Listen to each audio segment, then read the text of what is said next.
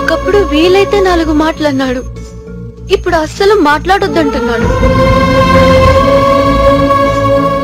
ఒకప్పుడు సరదాగా మాట్లాడడానికి ఫోన్ చేసేవాడు. ఇప్పుడు తిట్టడానికి ఫోన్ చేస్తున్నాడు. ఒకప్పుడు నాలో ఏం నచ్చిందన్నాడు. ఇప్పుడు అదే నచ్చట్లేదంటున్నాడు. అయినా సిద్ధు నన్ను తిట్టడం వెళ్ళట్లేదు అంకుల్.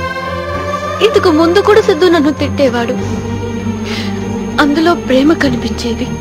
అసలు బాధ పెట్టుకుని పైకి నవ్వుతూ ఉండడం నా వల్ల కాదు. నువ్వంటే నాకెంత ఇష్టమో, ఎంత ప్రేమో మనసు విప్పి చెప్పాను. ఎన్నోసార్లు అడిగాను. నీ దగ్గర నుంచి సమాధానం రాలేదు. నీ మనసులో ఏముందో తెలియక రోజు చేస్తూ బతుకుతున్నాను రా. ఏరా, నీకు నాతో కలిసి బతకాలనిపించడం లేదా? నన్ను ప్రేమించాలనిపించడం లేదా? పిచ్చిదాల్లా అడుగుతున్నాను రా. నీ మనసు కరగడం లేదా?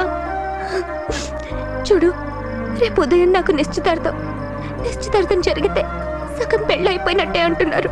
చావైనా బ్రతుకైనా నీతోనే అని నిర్ణయించుకున్నాను. ఇంకొకరి గాలి సోకినా తట్టుకోలేను. నేను పూర్తిగా నీదానిగానే బ్రతకాలనుకుంటున్నాను.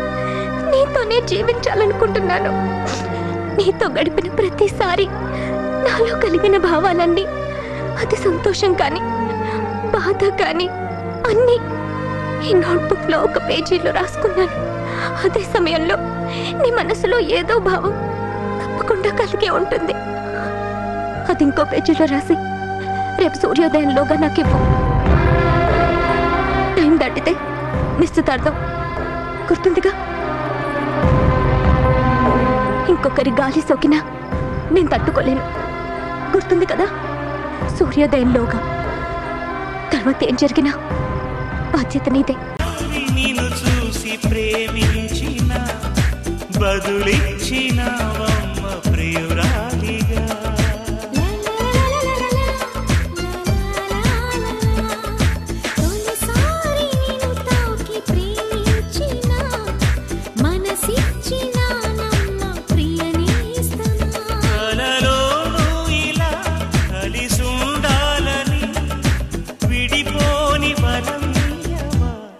అన్నది ప్రేమ,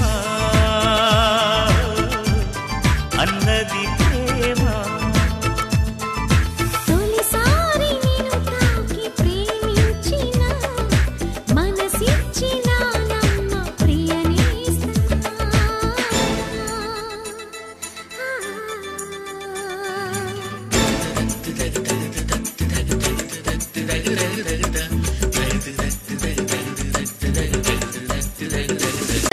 తలచి చూస్తే తరలి దరికి వస్తా.